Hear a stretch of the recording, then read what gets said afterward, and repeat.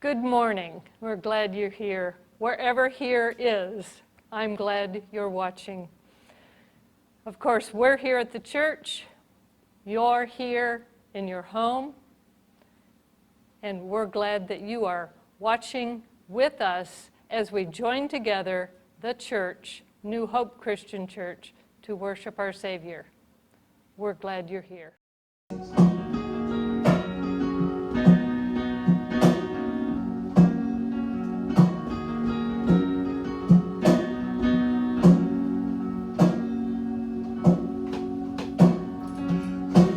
Commands all the hosts of heaven. Who else can make every king bow down? Who else can whisper and darkness trembles? Holy, all holy God. What other beauty demands such praises? Splendor outshines the sun. What other majesty rules with distance?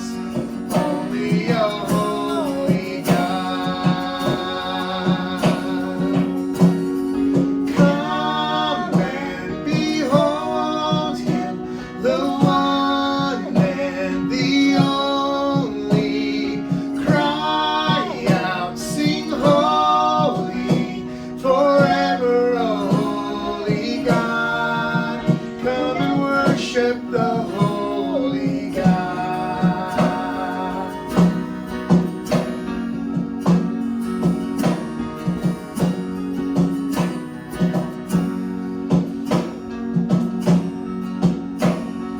What other glory consumes like fire? What other power can raise the dead? What other name remains undefeated?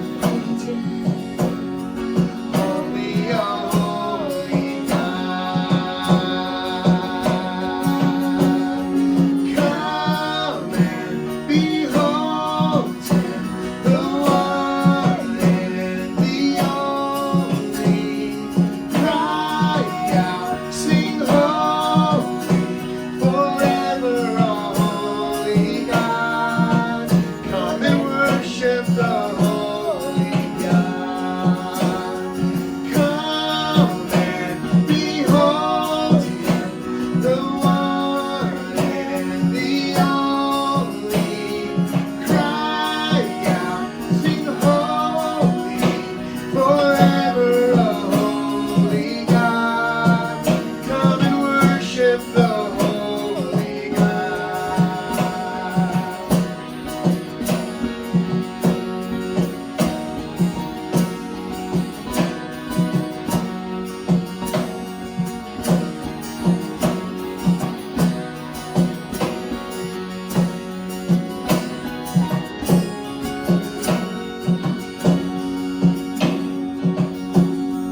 Who else could rescue me from my failing?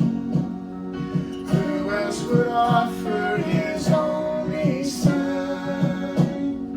Who else invites me to call Him Father? Only a holy God. Holy, a holy God. Come and behold Him, the one and the only.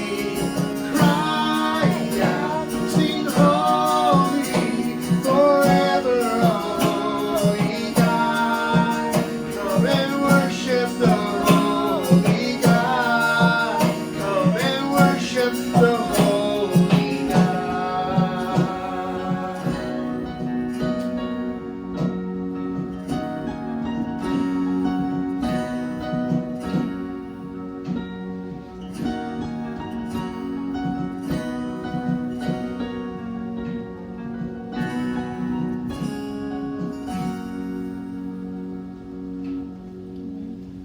Amen. Hey, great seeing you, Bill.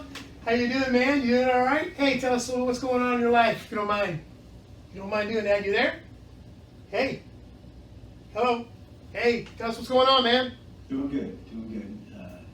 Hunkered down the home office, working every day, and most nights. Oh, that's something else. All right. Well, it's good having you, man. Let's do some worship. Let's have some scripture here first. Reading Psalm 86, a prayer of David. Hear, O Lord, and answer me, for I am poor and needy. Guard my life, for I am devoted to you. You are my God. Save your servant who trusts in you. Have mercy on me, O Lord, for I call to you all day long. 1, 2, 3.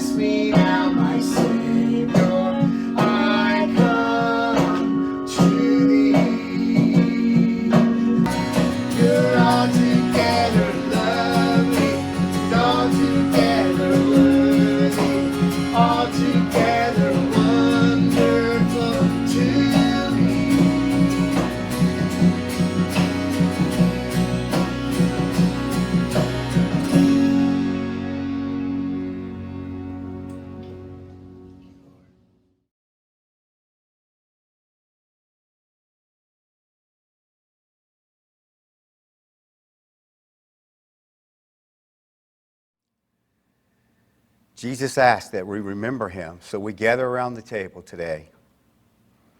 And as always, I pray that the Spirit would move me and guide me into what he would like for me to share today. And this verse keeps coming back to me. I'm going to read from Matthew 11, verses 28 to 30, and I'm sure that you'll recognize and be familiar with this. Come to me, all who are labor and are heavy laden, and I will give you rest. Take my yoke upon you and learn from me, for I am gentle and lowly in heart, and you will find rest for your souls. For my yoke is easy and my burden is light.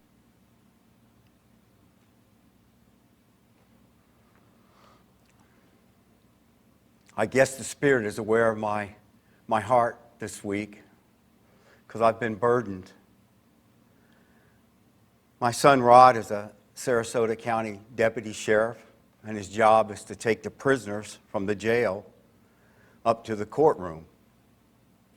And as we know, that can be a dangerous position at times, and especially with what's going on now in the world with the pandemic. His wife, Kim, is an RN at Lee Memorial Hospital in Fort Myers. She deals with the virus every day. And a few days ago, she shared with me that she had a patient, and she was asked to remove his tube, his breathing tube. And within about 3 hours, the patient had died. And I know this troubled her, and it burdened her also.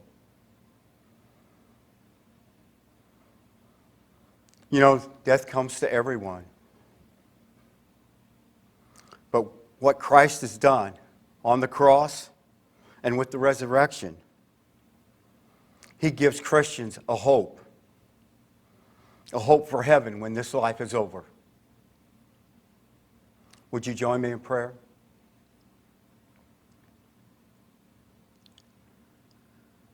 Father, we come thanking you for this day.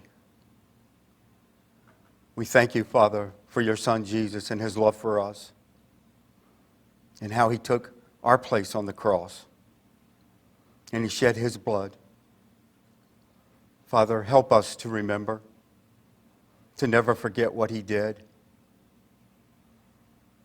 Help us also to remember that there's a day coming when we will be able to be with him, where there's no pain, there's no sin, there's no death, there's no pandemics. And Father, we long for that day. In Christ's name we pray, forever and ever. Amen. Will you join with me now as we take this communion to remember Christ? The bread represents his body.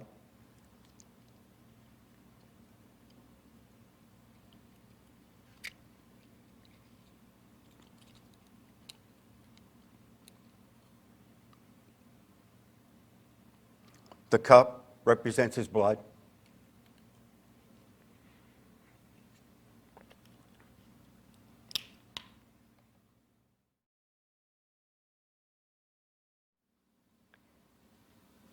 Reading today from John, chapter 11, the death of Lazarus. Now a man named Lazarus was sick. He was from Bethany, the village of Mary and her sister Martha. This Mary, whose brother Lazarus now lay sick, was the same one who had poured perfume on the Lord and wiped his feet with her hair. So the sisters sent word to Jesus, "Lord, the one you love is sick." When he heard this, Jesus said, "This sickness will not end in death. No, it is for God's glory, so that God's Son may be glorified through it." Jesus loved Martha and her sister Lazarus, yet when he heard that Lazarus was sick, he stayed where he was 2 more days. Then he said to his disciples, "Let us go to Judea." "But Rabbi," they said, "a short while ago the Jews tried to stone you, and yet you're going back there?"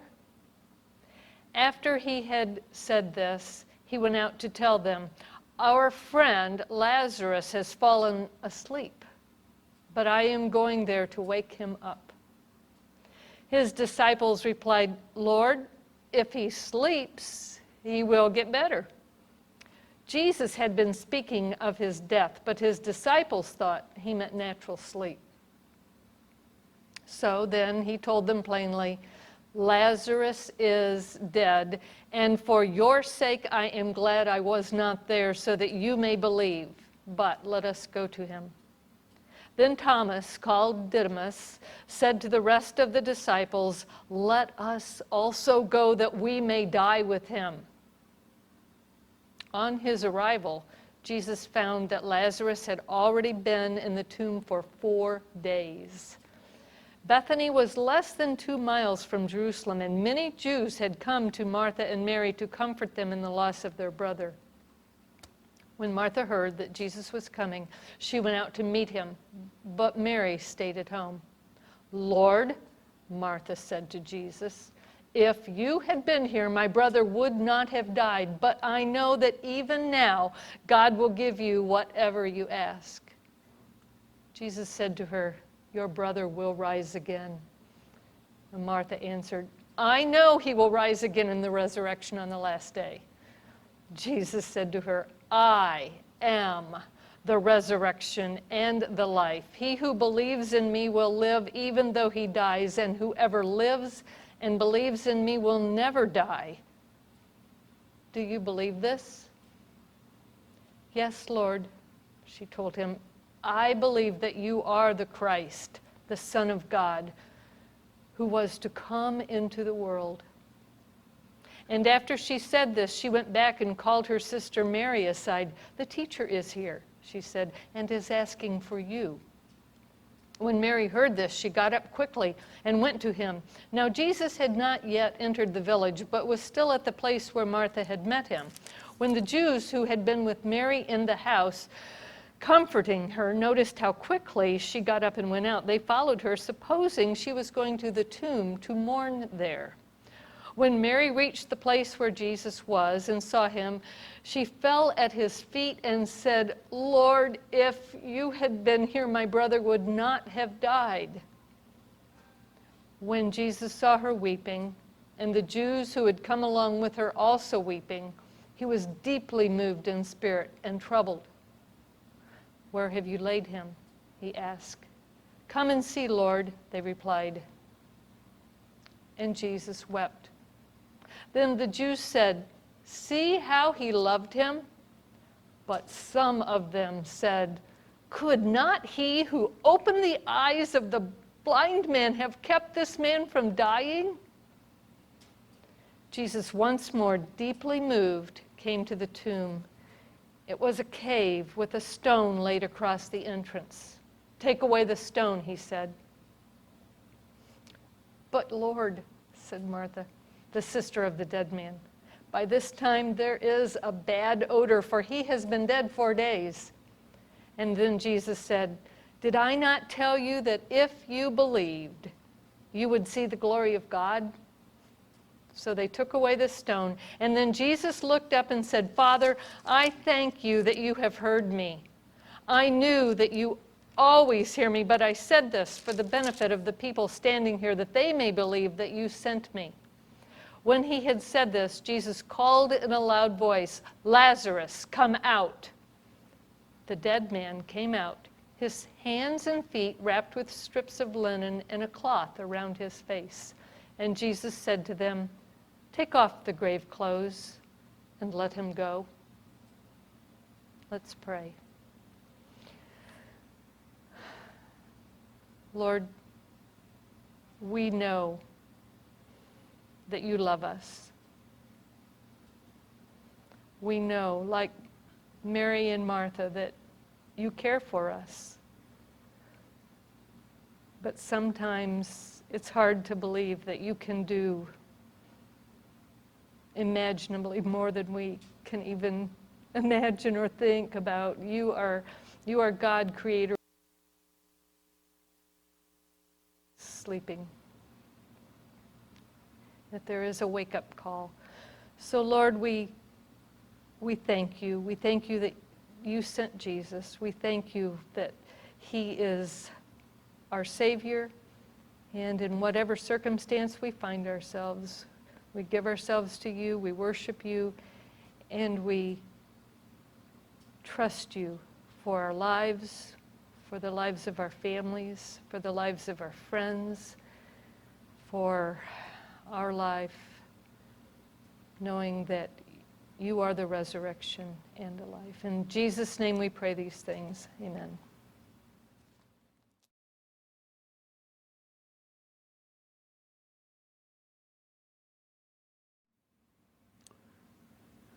Christ has also asked us to share. And he wants us to share our gifts, our time, our resources, our money. We have an opportunity, particularly in this time, with what's happening in the world, the whole world, this pandemic, that we can be a light in our community. That by helping physical needs, that we might be able also to meet their spiritual needs. So let us take time, let us think about what needs to be done and what we can do to help in those needs. Will you join me in prayer?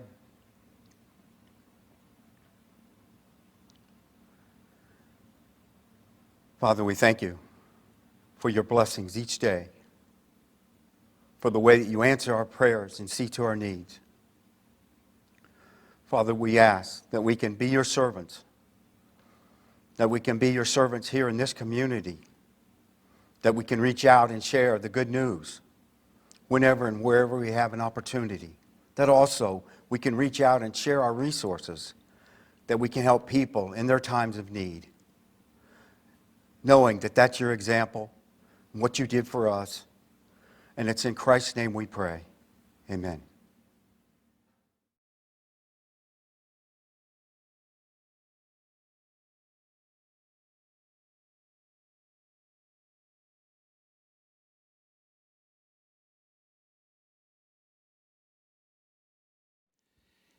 In 1967, Martin Luther King preached a sermon in Cincinnati, Ohio. The title of that sermon was Knock at Midnight. It came from the book of Luke, the 11th chapter, verses 5 and 6. Jesus is speaking, and he tells a story. Which of you who has a friend will go to him at midnight and say to him, "Friend, lend me 3 loaves, for a friend of mine has arrived on a journey, and I have nothing to set before him." The man was knocking at the door at midnight. Our text this morning comes from the book of Acts, the 12th chapter. If you just take your Bible and turn there with me, Acts the 12th chapter, Acts 12, verses 1 through 25. In verse 13 of that passage of Scripture, we read, Peter knocked at the door, and a servant named Rhoda came to answer the door. When she recognized Peter's voice, she was overjoyed, and she ran back without opening it and exclaimed, "Peter is at the door." "You're out of your mind," they told her. When she kept insisting that it was so, they said, "It must have been an angel." Now, we don't know exactly what time Peter went to that door. We do know that the Scripture tells us that Peter had already spent some time sleeping before he escaped from the prison. And then in verse 16 we read, "But Peter kept on knocking, and when they opened the door, they saw him. They were astonished. And Peter motioned with his hand for them to be quiet and described how the Lord had brought him out of prison. "Tell James and the other brothers and sisters about this," he said, and then he left for another place. And then in Revelation, the 3rd chapter, verse 20, Jesus speaks again, and this is what he says, "Behold, I stand at the door and knock. If anyone hears my voice and opens it, I will come in and eat with that person, and they with me." Here we are in the 5th week of not meeting in church buildings. The church buildings are closed. We're watching this worship service online as our churches doing all around this globe. And churches are absolutely amazed at the number of people who are knocking on the door. They're not knocking on the door of the church building, but instead they're knocking on the door online. And most would describe this time as the midnight hour. You think about the coronavirus plague that we're facing. It has filled our land. We ask the question, can it get any worse? And then it gets worse. 2,000 are dead. And then 3,000 are dead. And then 20,000 are dead. And 30,000. And I understand it's increasing at least 10% every day. And I think anybody in their right mind would describe this time as the midnight hour. Many Christians and many secularists, by the way, have said that these must be the last days. And I can understand why. I want us to look at these 3 passages of Scripture this morning. Keep knocking. Never stop knocking. That's the passage from Acts the 12th chapter. Peter just kept on knocking on the door. I want you to picture this text and imagine the headlines in the Jerusalem press on that particular day. Herod kills James, and Peter is in custody. and Herod's popularity soars. There's absolutely no way this could have happened, but it did. Not James. I mean, after all, James was a part of that inner circle of the Lord Jesus Christ. Peter, James, and John. Surely God could protect James. And the rumor is that tomorrow, after the feast is over, Herod will execute Peter. And while all this is happening, the scripture tells us that a prayer meeting is taking place in Mary's house. You know, there are times when evil seems to win. There are times when we just have to admit that evil soars. There are times of wickedness. There are times of murder. There are times when the righteous suffer just as the unrighteous. There are those times when our loved ones die. Suffering servants. I think of those suffering servants today, like our nurses and our doctors and our nursing home workers and our teachers. They are our heroes today. They're the suffering servants making a difference in our country. And it's easy to wonder at such times as this, where is God in all this? And why is it of any good, this awful wickedness? You know, James and John were very close. They had shared together in their father's fishing business. They had walked with Jesus for 3 years.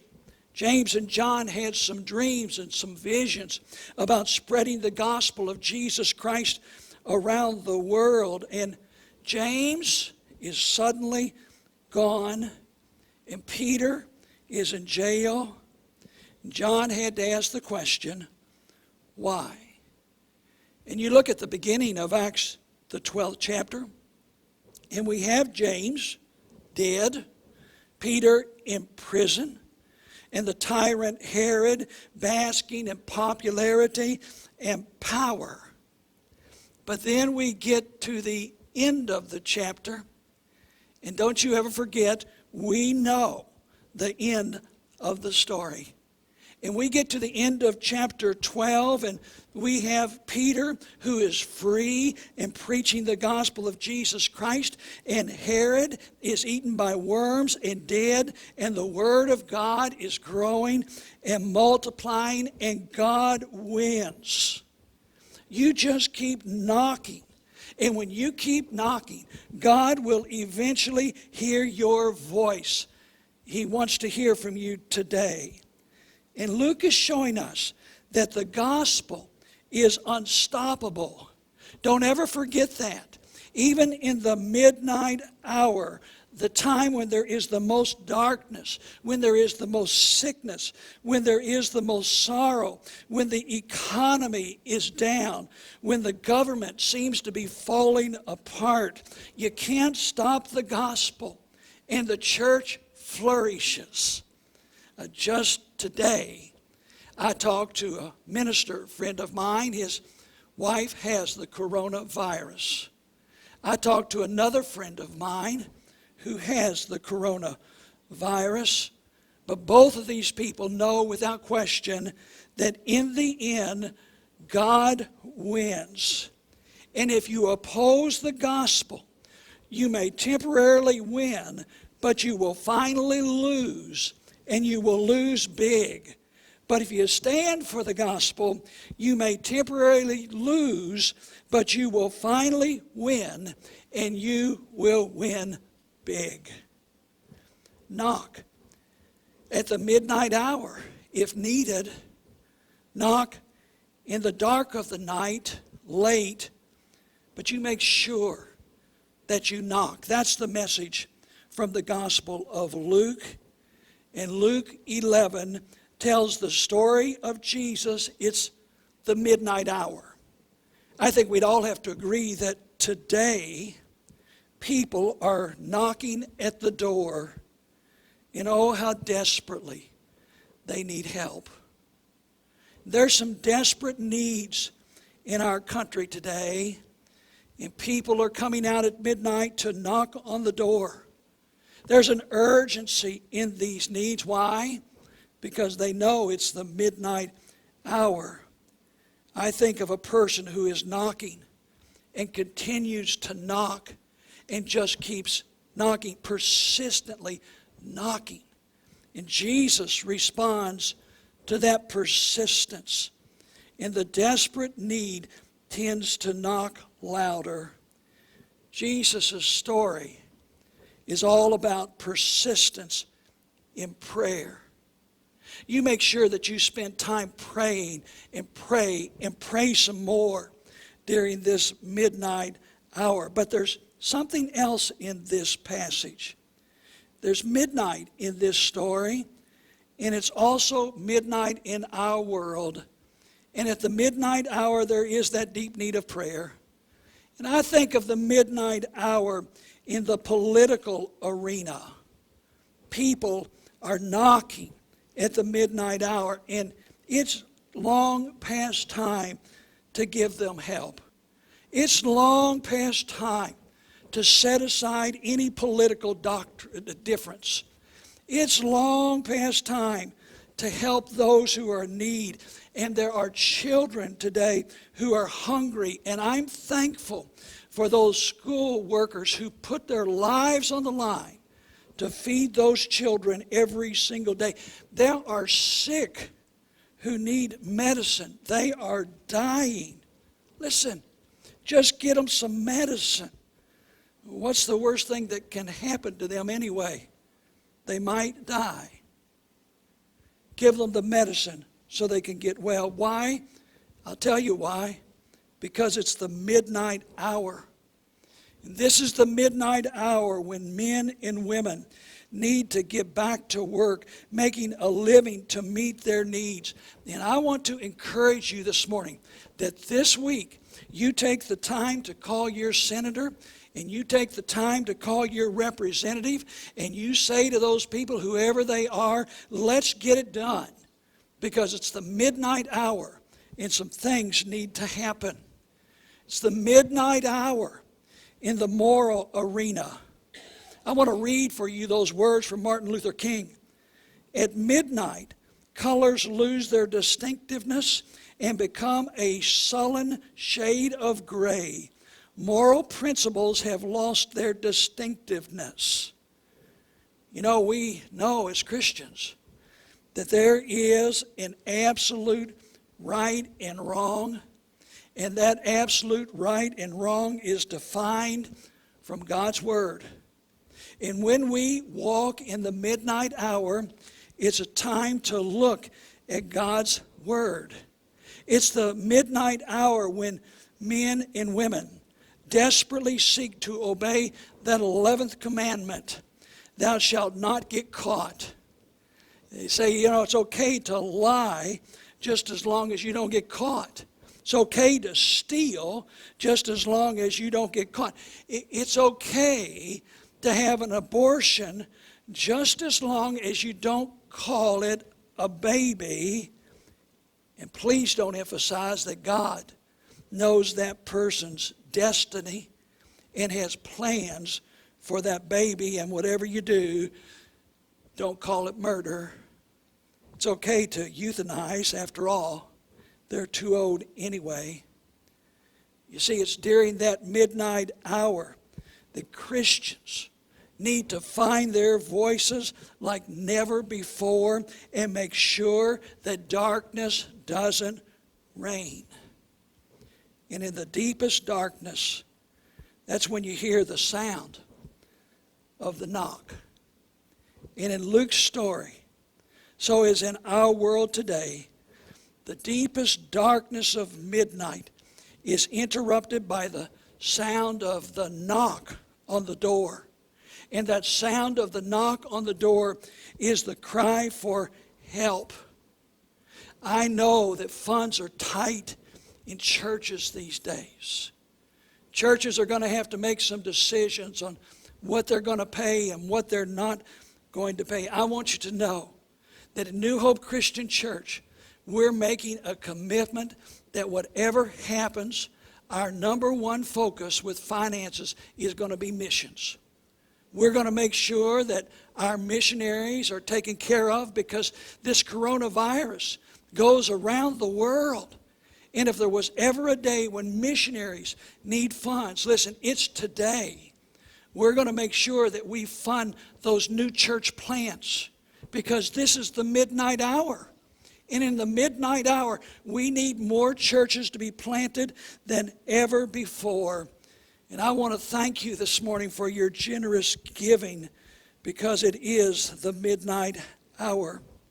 And in this story, the man asked for 3 loaves of bread. Martin Luther King suggested that those 3 loaves of bread are faith, hope, and love. I want you to think about those 3 today. Faith.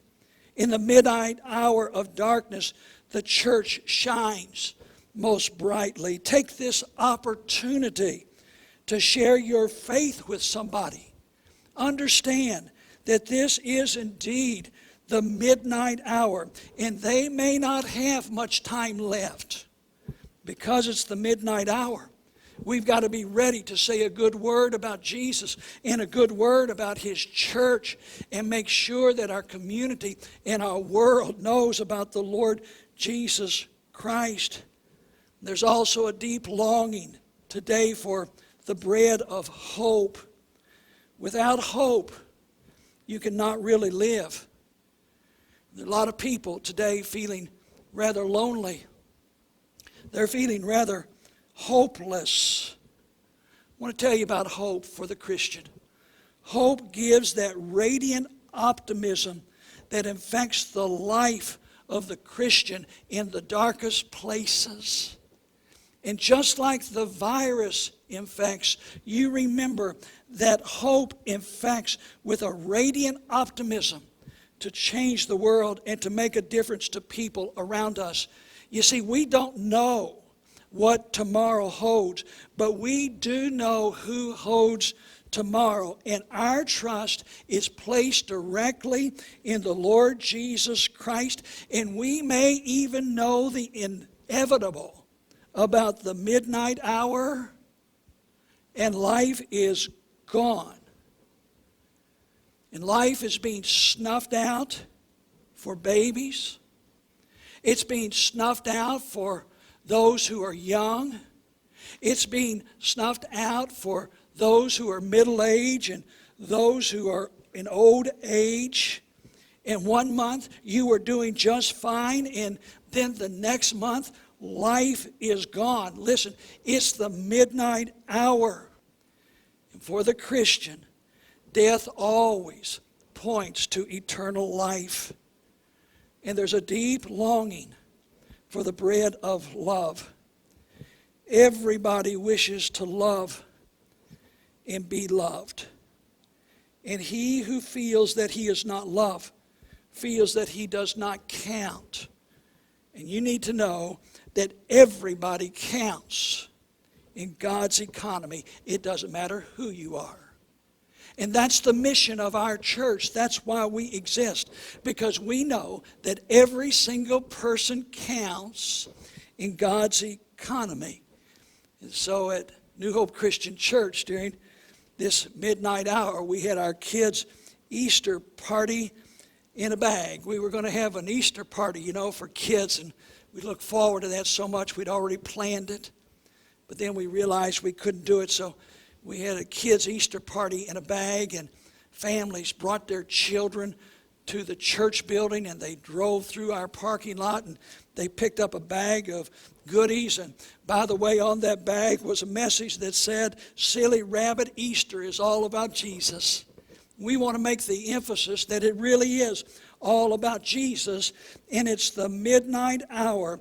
And remember, at the midnight hour, all was dark in the tomb when it was sealed. But then morning came, and when morning came, there was the resurrection. In New Hope Christian Church, we're focusing directly on our mission. We're making sure that people have food. We're giving out food for the needy, and we're working with kids so that they can know the Lord Jesus Christ. And we're ministering alongside Christians who are from Russia so that we can make a difference in that community. And we have ministered to people from China to make a difference in their lives. And we're ministering to people from El Salvador, and we're providing food and bread and produce. We want to make sure that people know Jesus. Why? Because it's the midnight hour. And people are knocking. They're knocking. Can you hear them knock? And every person that knocks needs to know Jesus. Then I want you to listen for the knock of our Lord on your heart. Revelation, the 3rd chapter, verse 20, Jesus said, "Behold, I stand at the door and knock. If anyone hears my voice and opens the door, I will come in and eat with that person, and they with me." Folks, I want to tell you something. There is no social distancing with Jesus. When you encounter the Lord Jesus Christ, it doesn't matter who you are or what's your position in life. Jesus takes you and He embraces you and He forgives your sin, and He says to you, "Listen, I want to sit down with you at the banqueting table, and I want us to get to know each other." That's our Jesus. And you remember today that the coronavirus is colorblind. It has infected people all over this world, and the answer is the Lord Jesus Christ. And Jesus stands there knocking and knocking, and He just keeps on knocking. He's desperately trying to get your attention. Just open the door of your heart today. And during these dreadful hours of the coronavirus, we have come face to face with death as perhaps never before in our lifetime. And one day you are well. Within a month you are at death's door. One day the stock market is just zooming, and the next day it's all gone. There's no economy. There's a crash. One day the church doors are open, and the next day they are closed. But you listen, Jesus just keeps knocking through all of it. I want to ask you the question this day: what does it take to get your attention? After all, it is the midnight hour. And I'll admit that the midnight hour is a confusing time. It's difficult to be faithful. But this is what I know: a new day is coming. In the midnight hour, there is the disappointment, and there is the sorrow, and there is the despair. All those things are born at midnight. But morning comes, and the Scripture tells us, weeping may endure for a night, but joy comes in the morning. And so our faith in Christ brings hope, and hope provides the certainty of a better tomorrow, and love allows us to minister to those who have great need. Would you pray with me?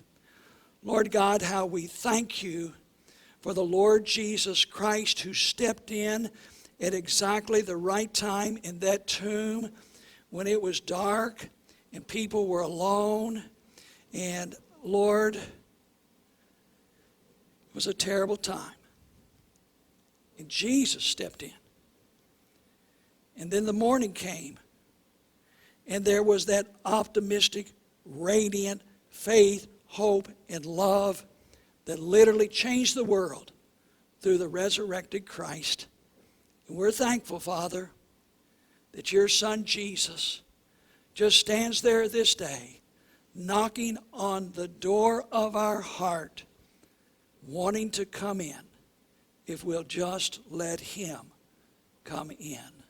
Thank you, God, that we can trust in Jesus. In His name we pray. Amen. My friend, it is the midnight hour, but it's not too late to get to know Jesus. Jesus is knocking on your heart, and He longs to know you. He wants you to believe that He is the Lord, your Savior, and you can trust Him for your salvation. He wants you to live for Him and live a new life in Christ. Listen, I'd love to talk to you about the decision you need to make for Jesus. You send me an email and we'll talk about that salvation. Thank you so much for listening today. And God bless you during this midnight hour. And you know without question that joy comes in the morning.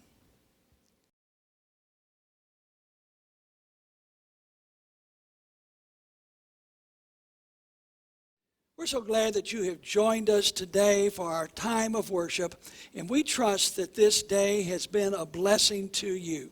We hope that you'll join us every week at 10 a.m. on Sunday for our worship time at NHCCNokomis.com. You join us for our worship service every week, and we'll look forward to sharing God's Word with you and worshiping together. We'd also like to invite you to be a part of our small group, which meets on Wednesday night at 6 p.m. If you'll email me, I'll tell you exactly how you can be a part of that group. Again, we're so glad that you have joined us today.